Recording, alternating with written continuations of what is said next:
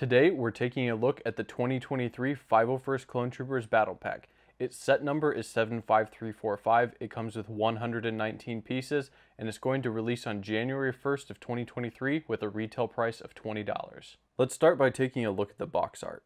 On the front of the box, we can see 4 501st clones with the mini AV7 style cannon included in this set. The figures included in this set are a 501st Specialist, an officer, and 2 heavy troopers. An error that many others have already pointed out is that the rangefinder on the officer is actually sitting in the spot under where the helmet hole is really located. It's surprising to me that this error wasn't caught before going to production. On the side of the box, we can see the 20-year celebration of the Clone Wars logo. This is in reference to the 2D animated show from the early 2000s. The figures in this set are Phase 2 clones, so they aren't technically part of the era this show is based in. I think it's pretty clear that LEGO isn't going for complete accuracy with the badges they've been putting on their 2023 boxes. It seems more like a gimmick to create a collection of sets that loosely correlate with one another. I like the design of this logo though. I think it looks pretty good. Moving on to the back of the box, we get a look at the basic functionality of the mini AV7 cannon, as well as some alternate angles and posing of the clones. This set didn't take long to build at all. There are only 119 pieces, so it's pretty quick and easy. It probably took me about 30 minutes total, and I think I wasted around 10 minutes laying out all the individual pieces to make this time-lapse look more satisfying. The main build included in this set is a mini AV7 style cannon.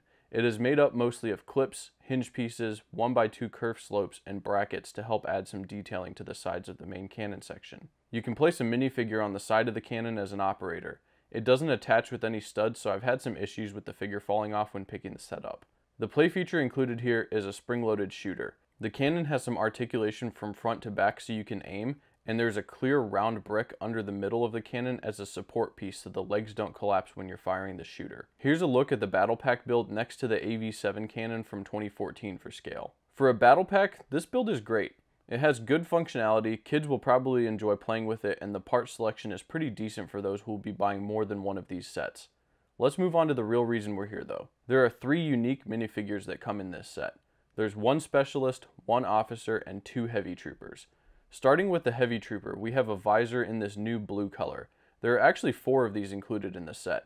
2 of them are used on the figures and you get 2 extra. I think the sides cover the view of the helmets too much and I wish they were trimmed back a little bit to be more accurate. The torso printing on these figures shows a strap for a side bag, which isn't included, but I think it looks good. On the back, we have a new printed tile for a backpack that's attached to the figure with a bracket piece that fits under the head. This print looks really good and it's very detailed. I think this solution is fine for a backpack, but a custom molded piece would have been really awesome to see included. The Heavy Trooper is included with a blaster design we've seen before, but it's nice to see something other than the standard Star Wars blaster that comes with most figures. Moving on to the 501st Officer, we have a unique torso and legs for this figure. The belt is filled in with the 501st blue color and a comma is printed on the legs. It's unfortunate to see that LEGO is still deciding to print commas onto characters like this when fans have been asking for cloth commas to come back for a while now. Minifigures in past battle packs have included cloth pieces and it would be nice to see that continue here. This figure utilizes a rangefinder piece in the new blue recolor, and it looks nice, other than the fact that the helmet hole placement makes it look like the rangefinder's sitting a little too high up on the side of the helmet. The Clone Specialist has the same leg printing as the Heavy Trooper. It also has some yellow markings on his chest, but other than that, the design is pretty much the same as the 501st clone from 2020. It comes with a longer blaster with the minifigure candle piece attached to the end to create a larger barrel. The most exciting part of this figure is the brand new macro binocular piece. While it's quite plain in appearance, I think the mold looks great and it fits the helmet perfectly. I would have liked to see a black line printed across the front of the macro binoculars just to add a little bit more detail. It's a great looking piece, but without any printing on it, it feels like it's missing something. Adding a black line would allow for compatibility with any clone that has helmet holes, so I think LEGO should do this if they reuse the mold in the future. The macro binoculars also fit onto Phase 1 clones from the Clone Command Station from January of 2022, the 2 12th Troopers from the ATTE set, and the older style Phase 1 helmets as well. Let's take a look at print quality. I want to compare the print quality between the Specialist torso and the torso from the regular 501st clone from 2020 since they're the most similar to each other. The printing on the 2023 figure is actually noticeably better. The lines have much sharper edges to them, and you can notice this the most when you're looking at the belt section of the torsos. The new clone torso looks considerably better. Really the only issue I have with these figures is the helmet hole placement. I'm guessing all of the Phase 2 clones we'll be getting this year are going to be using this new helmet mold, which is a bit unfortunate.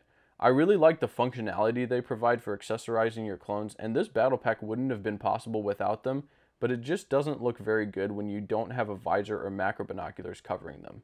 Personally, I'm not quite as bothered about this whole issue as some others are, but it would be good to see these helmets get a revision sooner rather than later. Here's a look at the leftover pieces you have after you finish building the set. It's nice that you get extra macro binoculars so you can use them with your other clones. You also get 2 extra visors, 3 rangefinders, a pistol, and an extra printed backpack tile. Overall, I think this battle pack is a good value for the money.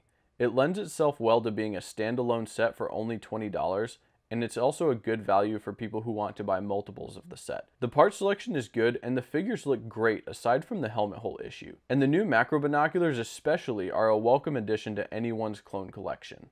So, should you buy this set? If you already have a bunch of 501st Clone Troopers and you don't mind the strange helmet hole placements on these figures, this is a great set for you. You get some unique clones that fit very nicely into an established 501st collection, and they come with a bunch of accessories as well. This set is perfect for army building.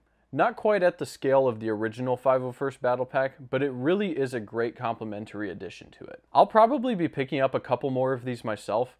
I like the concept of the set overall, even if the execution of it isn't perfect. Hopefully the issues I mentioned in this review will be evaluated and solved at some point so we can keep getting even better battle packs in the future. How many 501st Clone Trooper battle packs will you be buying? Is there anything you wish they would have done differently with this set? If so, let me know down in the comment section below. Otherwise, thanks for watching, and I hope you have a good one.